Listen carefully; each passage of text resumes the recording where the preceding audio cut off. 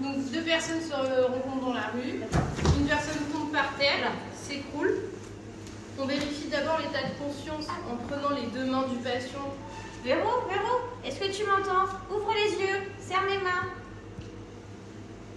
Quand on constate qu'il n'y a pas de réponse, on met sa tête, on met l'oreille à la tête du patient pour écouter la respiration, le regard tourné vers le ventre pour voir si le ventre se soulève et qu'il respire.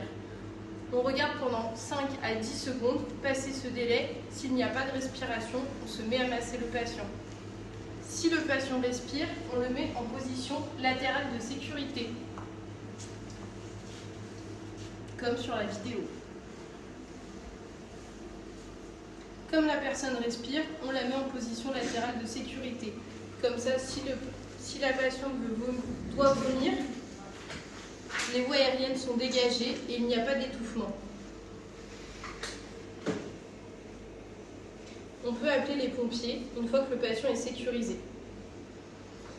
En attendant les pompiers, il faut bien penser à vérifier la respiration du patient, car elle peut s'arrêter à tout moment. On constate que le patient ne respire plus, on le remet sur le dos le plus rapidement possible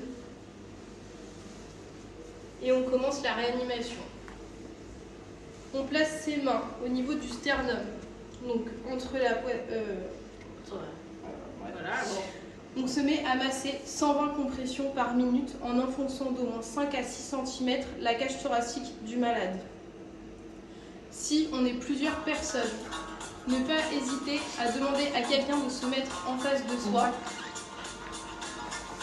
pour que la personne puisse prendre le relais du massage cardiaque.